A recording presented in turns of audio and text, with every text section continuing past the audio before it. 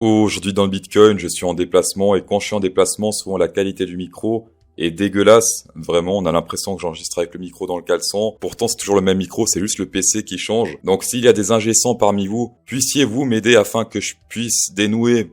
Enfin bref, vous avez compris. Et si par pur hasard parmi vous, il y a des gens qui ne sont pas ingé-sons, insérez un pouce bleu, ça fait toujours plaisir.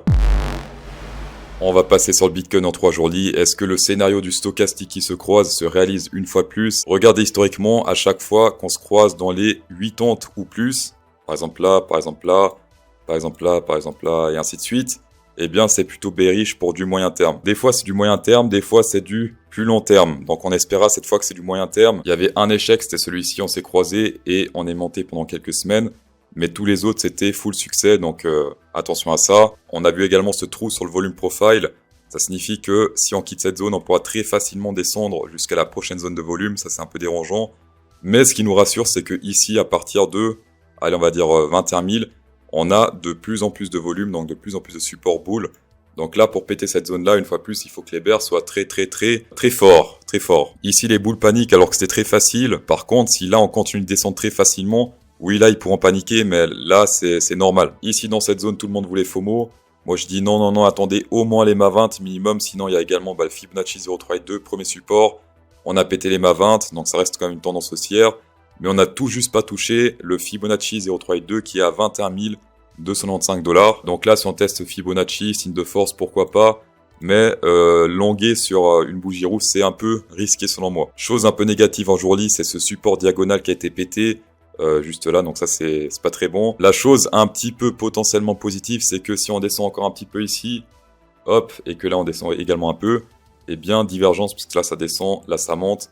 Et dans ce cas, oui, divergence bullish, mais pour l'instant malheureusement c'est pas encore le cas. On a également Space Algo qui annonce une HP bear, tous les précédents ont fonctionné puisque la première target c'est 0.58, ici par exemple, hop, on atteint pile poil 0.58, ici aussi il me semble, bah ici c'était très facile. Et là, Crab, Shark Bear, et la première target 0.58, si on prend ici le bottom et le top, ça c'est les targets avec les points pivots, moi je préfère Fibonacci, ça serait 19 406 $. Alors, niveau volume profil, c'est pile poil sur le pic ici, donc il faut, ça va être compliqué de descendre jusqu'à là, mais en tout cas si on atteint cette target, bah bravo Special Go. Donc 0.58 pour cette target, et c'est pile poil sur le pic, et on espère pas qu'on ira plus bas, parce que si on va plus bas, gros trou jusqu'à environ 16 800, donc ça on veut pas. Ce qu'on veut, c'est, ok, la target 1, pourquoi pas, mais pas plus bas s'il te plaît, Special Go. Merci. On a le Soper qui est un indicateur plutôt pas mal, on en parle de temps en temps, c'est ce qui définit les bull market et les bear market en quelque sorte. C'est plutôt un indicateur qui nous dit, attention, là on est passé bull, là on est passé bear, et pour l'instant, regardez ça, quand on passe en fait le 1 c'est le point neutral, au-dessus c'est bull, en dessous c'est bear, et là on est passé en bull il y a quelques jours, donc ça c'est plutôt bon. Maintenant le but c'est de transformer ça en support. Bien sûr, on monte pas en ligne droite, tout comme ici, crash Covid, on est passé en bull. Petite stagnation ici avant d'aller toujours plus haut. Également, on était ici en 2021, c'était le bottom. C'était un peu bearish là, et ensuite, hop, on a pété à la hausse. Et ceux qui ont long là, bah, ça en fait pas mal de profit. En fort, Hour Candle, on a pété ce range officiellement à la baisse. La target des ranges, on connaît, on prend la hauteur. On met sur le breakout, et ça serait environ ici autour des 21 081. On a également ce Fibonacci 0.32 qui est pas très loin de cette zone. Et comme on peut le voir ici, bah, gros trou jusqu'à environ 21 300, donc on peut très facilement descendre encore un peu. Et petit détail sur le RSI, on a pété ce support à la baisse également, donc ce support de la résistance. On est déjà pas mal en survente là sur le RSI, en tout cas en 4 heures. Donc quand on est en survente comme ça, je traite plus trop les targets sur le RSI. Pareil pour le surachat. Niveau voyez le plancton, on peut voir qu'il y a pas mal de supports autour des 21 500. Ça fait très longtemps que ces ordres sont là. Personnellement, je me fie plutôt aux ordres qui sont là depuis pas longtemps, plutôt qu'à ceux qui sont là depuis très longtemps. Selon moi, cet ordre risque de disparaître. Après, ce n'est que mon avis. Je préfère des ordres comme ça, par exemple, qui sont là depuis pas très longtemps. Ou comme hier, regardez ça, petit point blanc ici avec pas mal d'ordres de vente et après, hop, on se pète la gueule. Par contre, la zone des whales ici, pourquoi pas, on peut voir qu'il y a un petit achat de whale, rien de très important pour l'instant. Mais on peut voir que les whales montent un tout petit peu, mais il faut quand même un peu plus de force whale pour remonter de manière solide ici. Ici, on peut clairement voir que ça continue de vendre sur le CVD Spot. On peut voir également que Binance, regardez ça, ils ont mené ce pump et qu'est-ce qui se passe depuis qu'ils font que vendre?